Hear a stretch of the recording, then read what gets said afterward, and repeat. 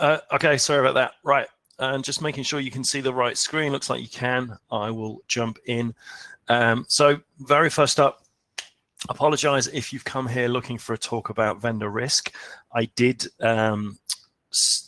submit a call for paper back in January about vendor risk, and then that seems like an awful long time ago, and an awful lot has happened in that time.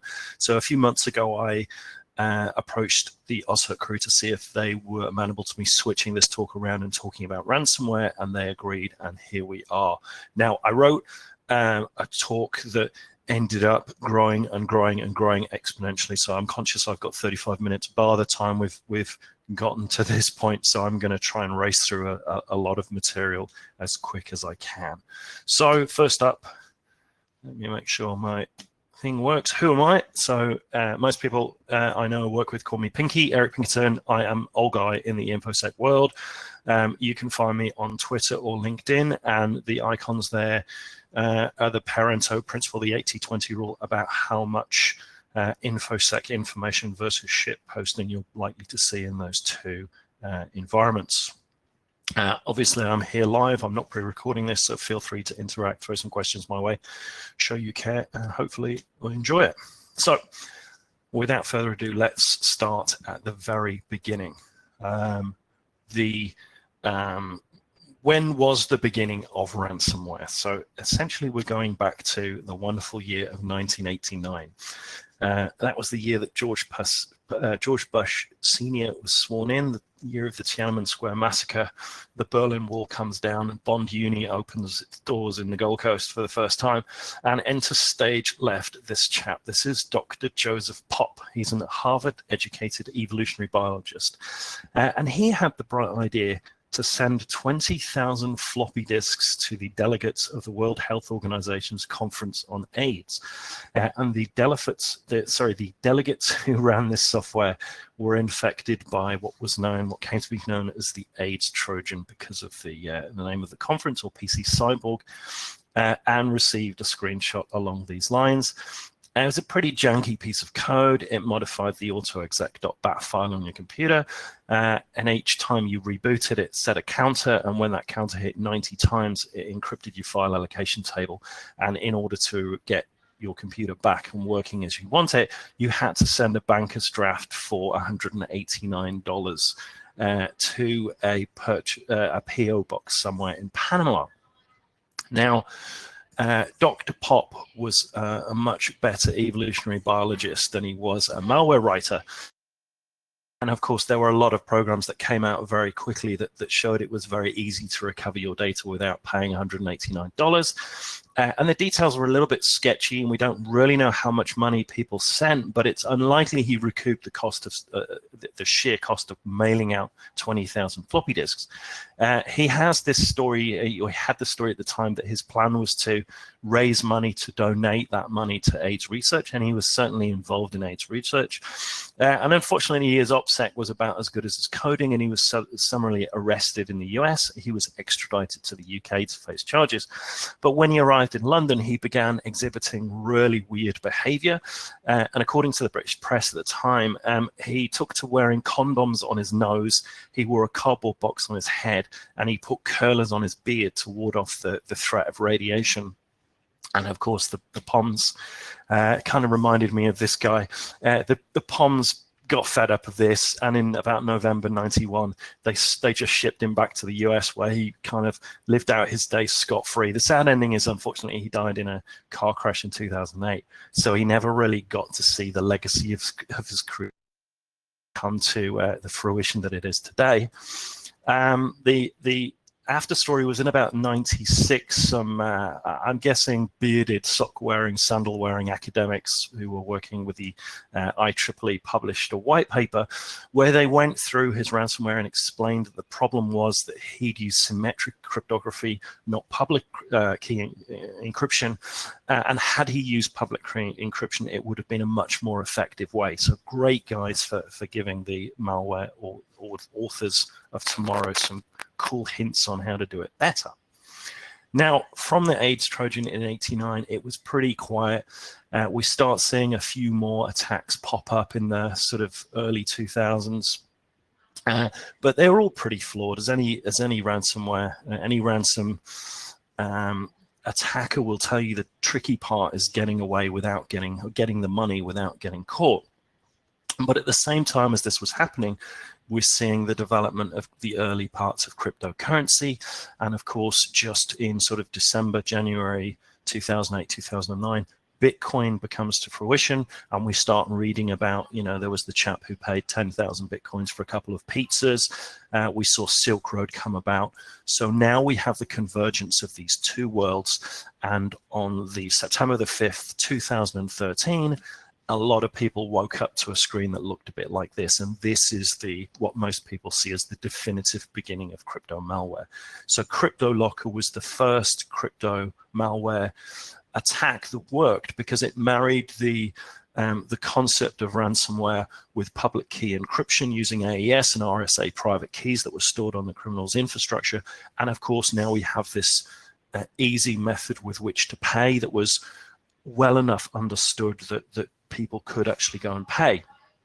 Now, we don't know what percentage of people actually paid. There was a survey by University of Kent that where 41% of the people who claimed to be victims said that they decided to pay the ransom, which seems like a really high number. Most of the theory and most of the thinking about that time, it was less than 3%. But regardless of what the percentage was, it was so successful that the crew behind it had to adjust the price for the decryption. So it was $100 in this in Bitcoins in this screenshot. What they were doing is they were asking for Bitcoin, and they had to go from 2 Bitcoin down to 0.03 Bitcoin within a couple of days, because the price fluctuations in the Bitcoin exchange rate was so changed by the amount of people who were buying Bitcoin in order to pay off their ransom.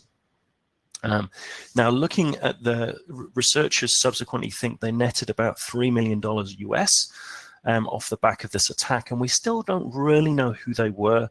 Popular theory was a guy called Evgeny Bogachev, because his game over Zeus.net was one of the means of distribution. He's still living at large in Russia, has ties to the Evil Corp and the Drydex Group, and ironically has a bounty on his head from the US for $3 million exactly.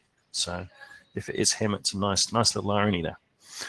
Okay, so in the subsequent years from CryptoLocker 2013, so the first successful attacks net about $3 million. A couple of years later, by 2015, it's estimated to cost the US alone $325 million. That's ransomware as a thing. And what we're seeing at that point was mostly high volume, low yield, opportunistic attacks against end users. By 2016, it was estimated that it cost the US $1 billion. And at this time, a third of British companies claimed to be stockpiling Bitcoins on the off chance that they became victim to attacks of this nature. And around 2016 is where we start to see that change from these opportunistic attacks against end users to targeted attacks against countries, which now we've come to know as what we call big game hunting.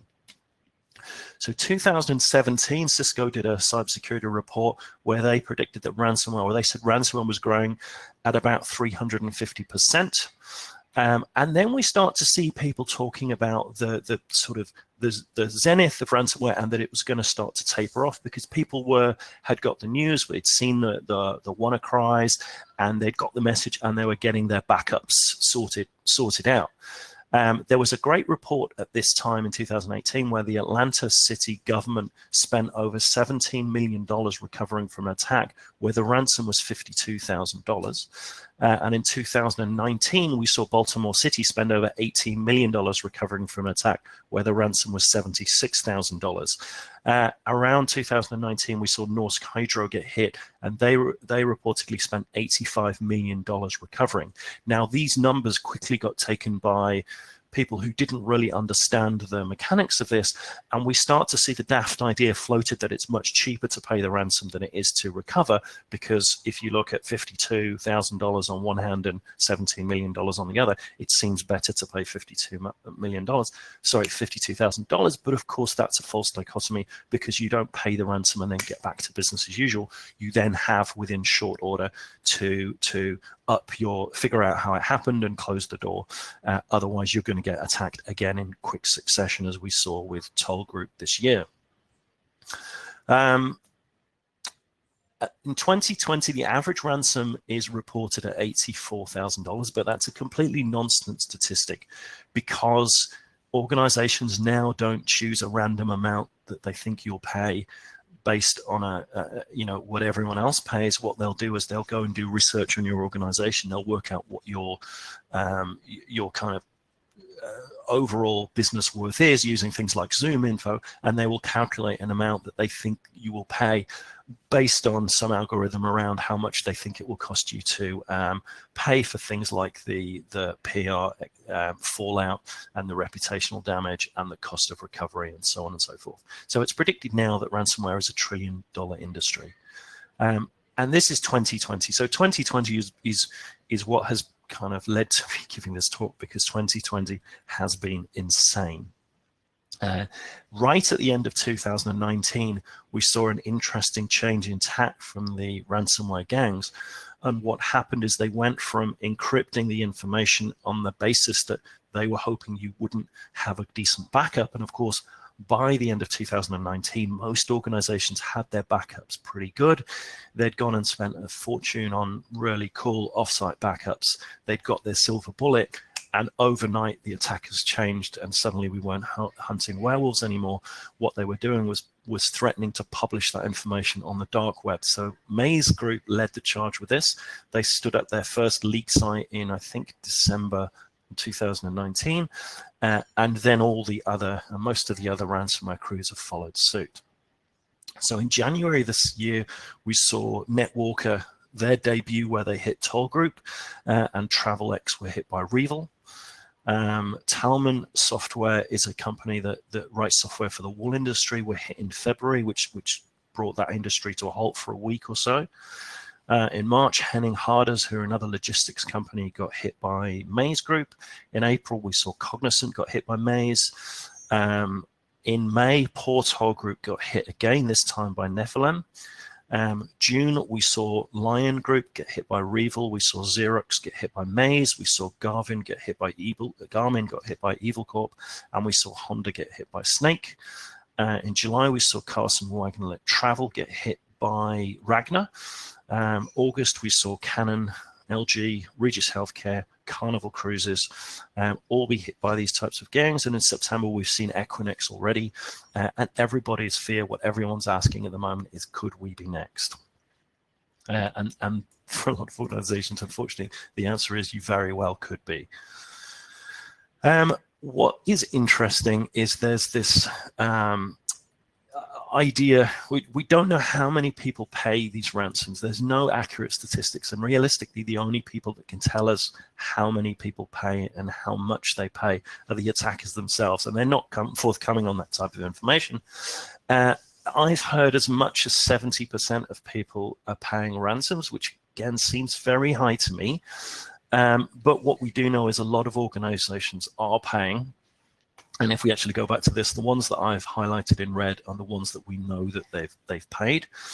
Often there's a clue that an organization, whether they divulge how much they've paid or what they've paid, often there's a clue because the information will disappear from the leak sites.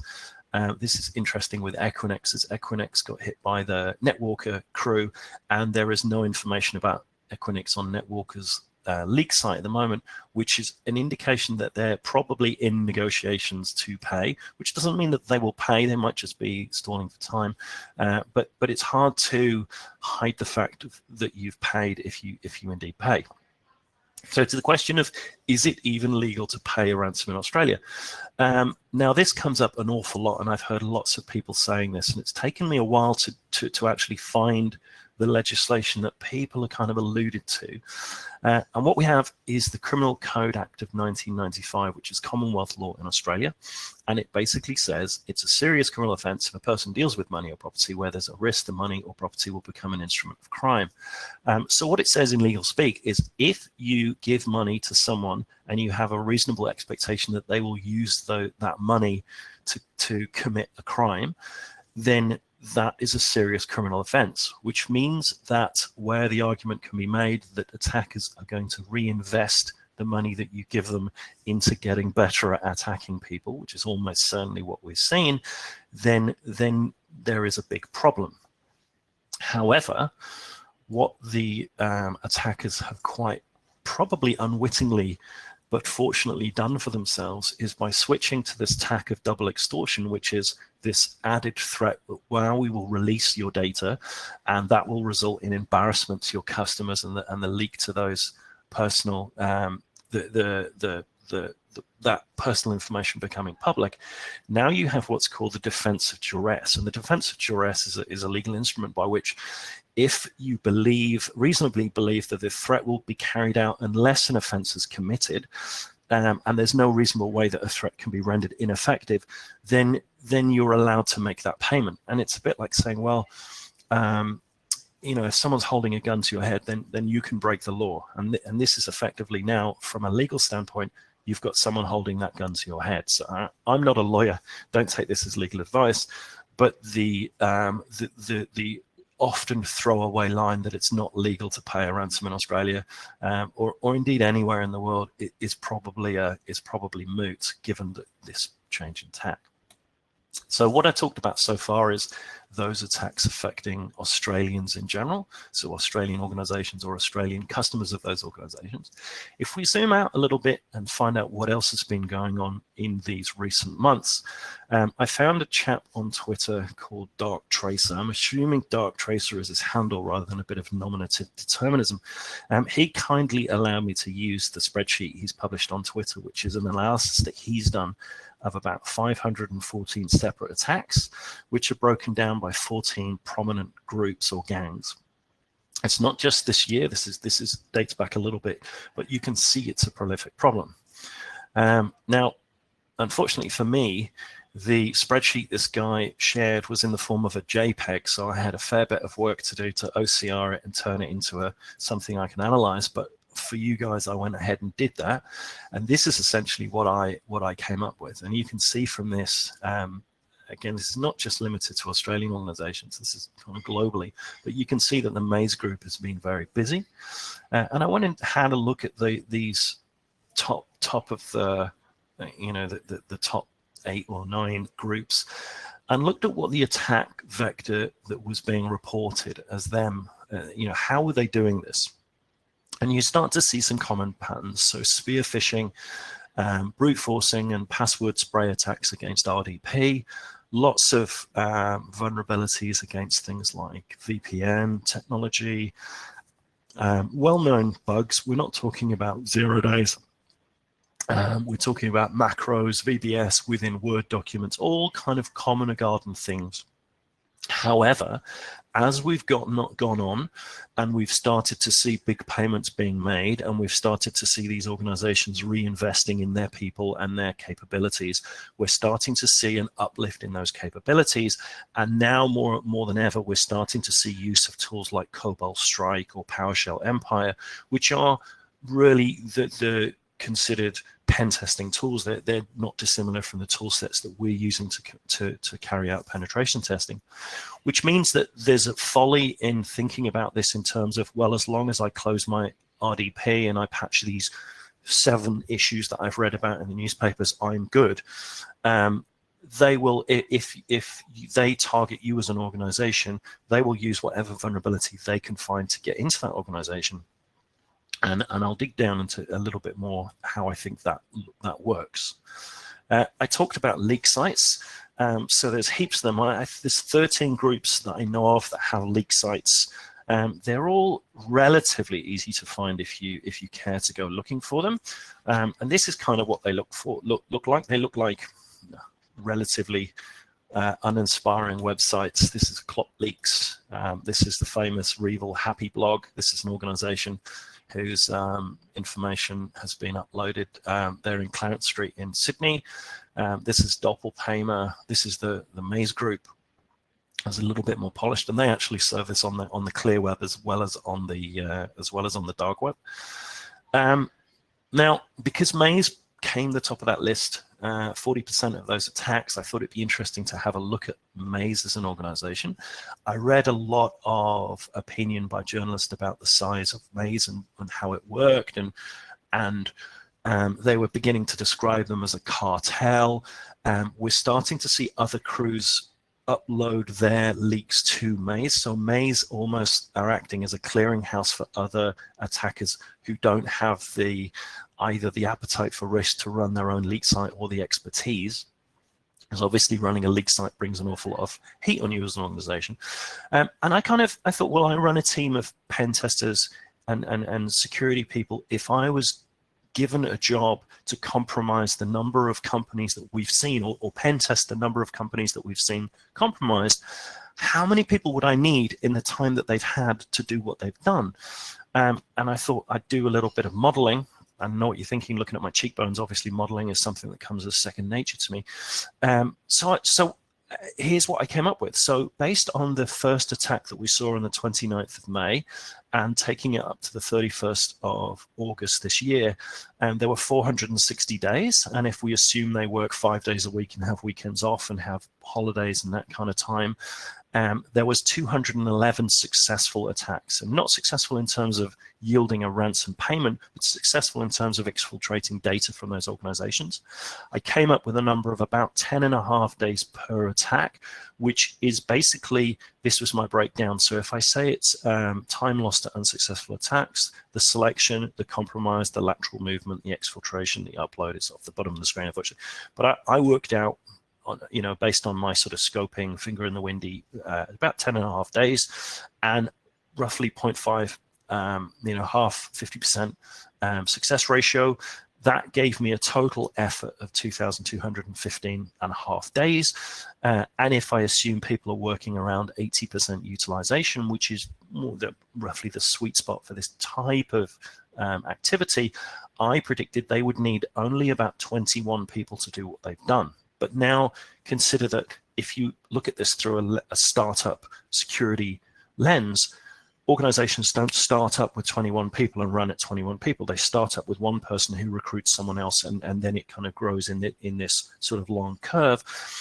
And if you look at it through that lens, or the growth of a typical startup, you actually get to a number that's around about 45 people at the current time. Now, you can't run a criminal enterprise with 45 people sitting in an office banging away at computers, because if any one of those people gets arrested, they will get, for anything like speeding, and they're not already on, first name terms with the police, they will get turned and used against the other members of the gang. So the epiphany I had was that this organization looks a lot more like a bug bounty organization like BugCrowd or HackerOne than it does a traditional pen testing organization. And what they have is a bunch of back office systems, like the people running the leak site, the people selecting the targets, the people developing the malware, crypto malware that gets deployed. And then they have what they refer to as affiliates, who are almost freelancers, who are free to choose whatever tooling, whatever skills, whatever trick shots they have to deploy this malware. And they will be given a list of organizations that are selected based on that Zoom info reconnaissance. These are the organizations you will go and target. They may even be given an industry vertical or a geographic location, and they will go and find the vulnerability, get into the organization, move laterally, deploy the malware, have the ransomware demand pop up on the screen, and the data then gets sent to the parent organization, who then publish and handle the communications, the negotiations, and the support if the organization pays up. And this is generally how I think this works. I was going to dig down into Revil and what their story was. I'll gloss over it quite quickly because of time constraints, but essentially what happened with Revil, and Revil were the guys that popped Travelex the first time and Lion in Australia. In March, they popped a organization in the US called 10x Genomics. And that was an organization that was doing research into COVID-19. And that drew an awful lot of ire against them as a team from the other cyber criminals on the XXS forum, which is a Russian-speaking cybercrime forum, because an awful lot of the ransomware crews had made quite bold statements that they were not going to touch hospitals and organizations doing that kind of research.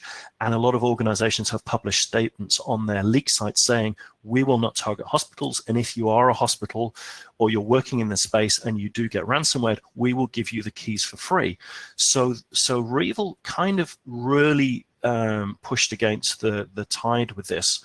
And that ire extended to a guy called Viva Muerte, who began extorting REvil, saying that he was going to dox them and release their identities, which all tied back to some bad blood that he had with the leader of the REvil group over some work he'd done developing malware that he felt he hadn't been paid for. So REvil, rather than backing off and lying low for a little bit, what they do is they go and hack an organization called Grubman, Scheimer, Zellers and Sachs, which is the law firm to the stars. Every famous person in the US you've ever heard of, from Donald Trump to U2 to Bruce Springsteen, Madonna, you name it, who worked with this law firm, suddenly realized that a lot of the information they'd been, client privilege information that this law firm had been released. And it's estimated that they exfiltrated a terabyte of information and then issued a $21 million demand to the Alan Grubman, who ran this law firm. And then, just for fun, released all of the data pertaining to Lady Gaga as a proof of life to show this is what we have.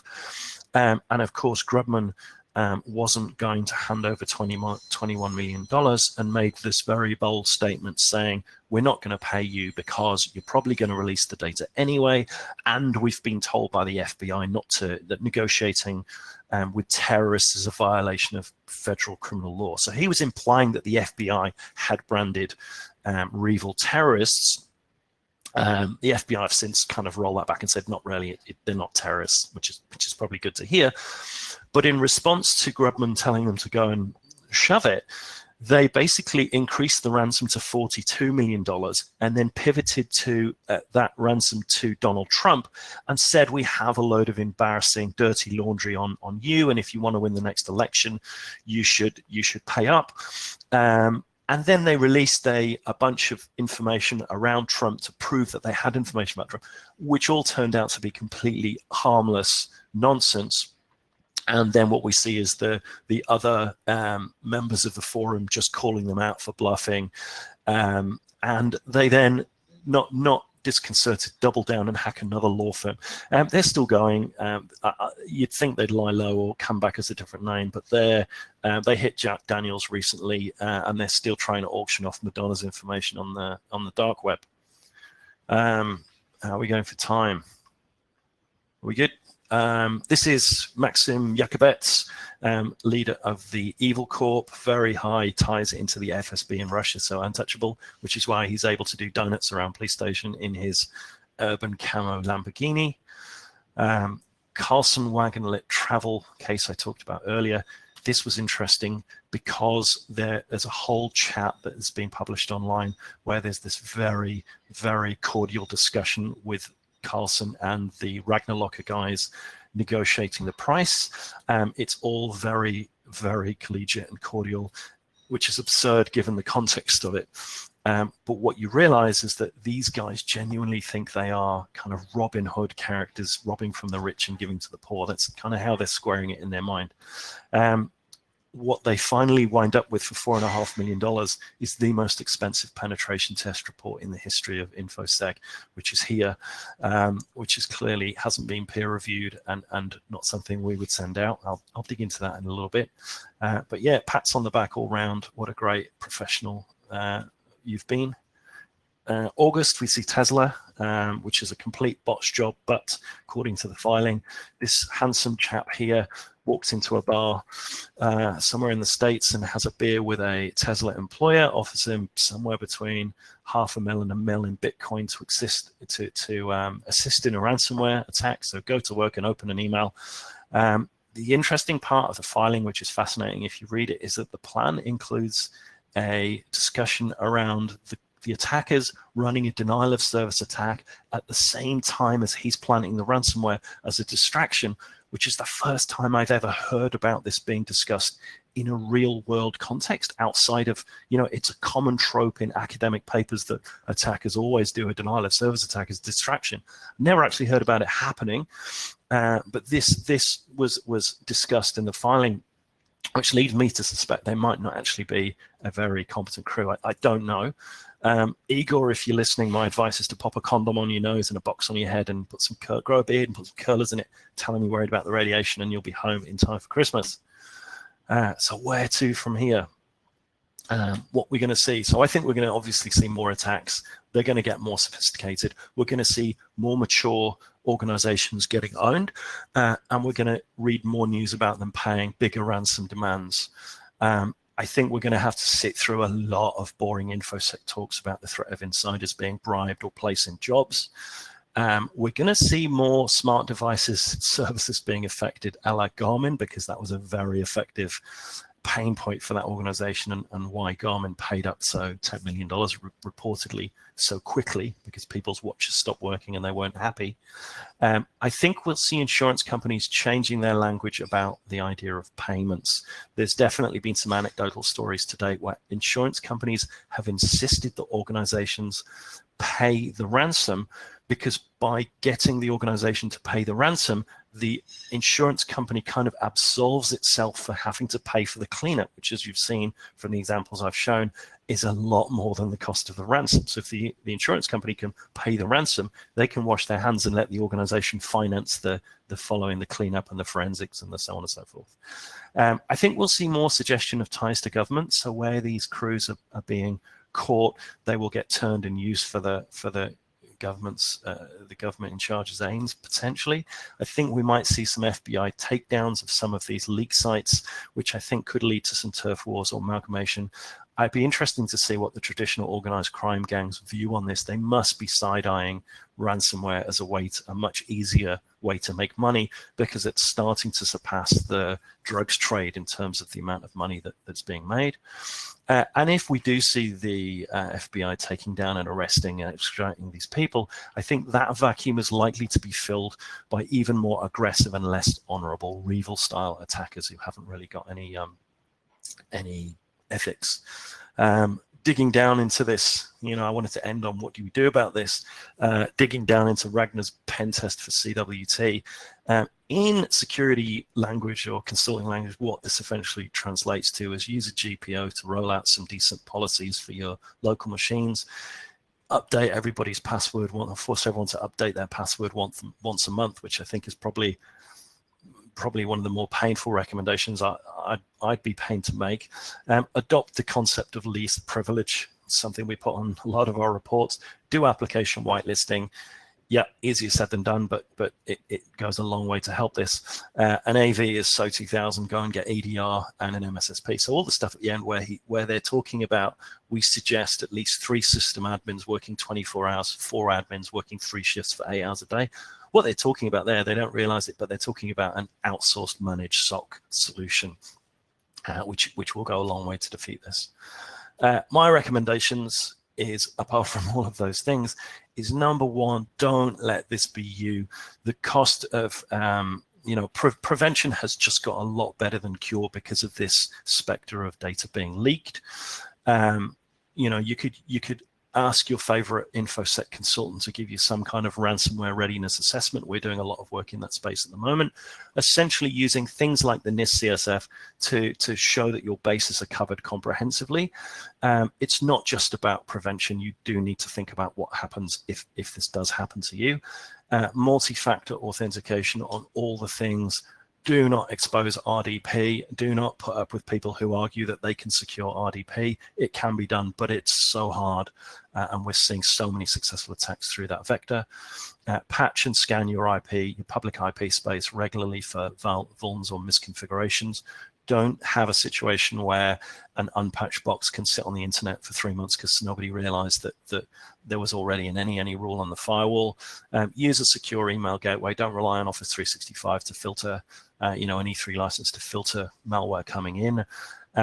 Get an IR team or an IR retainer sorted out if you can. And obviously get good offline backups, but remember, backup is not your silver bullet. Number 2, have a crisis management plan for this and drill for it. So think about not just how you recover this information, but think about comms plans, think about the legal people, think about notifiable data breach. And I say to organizations, have a diverse crisis management team. Don't just have a load of middle-aged white guys in a room who all think the same way.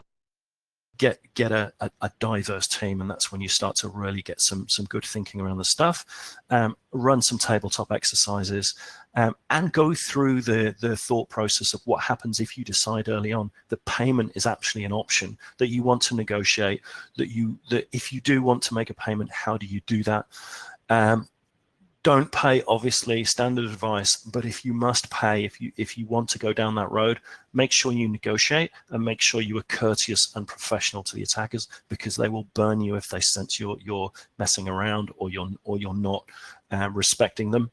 Have a comms plan in place and understand the nuances around good and bad comms. And lastly, get insurance and read the small print, make sure you're covered before you need it. So final slide, really, parting shot. I talked about using the NIST cybersecurity framework. I realized as I got to the end of this talk that there is a really obvious part of the CSF missing, and I'm going to propose this for the next version of the CSF, which is the addition of revenge. So this is where you get to stimulate remorse by telling the attackers a horrible sob story. You get to burn their techniques and their hashes and their files, upload everything you can to VirusTotal to make them work harder. Hack back if you've got the means and the resources. Don't hack back. Deploy deception technology. Collaborate with your peers. Share your message and your lessons learned. And just don't. Yeah, it's cathartic to not get not get hacked. And that's me.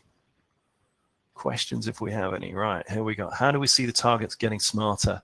The organizations that are getting smarter are the ones that are looking at their peer organizations getting owned and taking this seriously and investing in proper cybersecurity.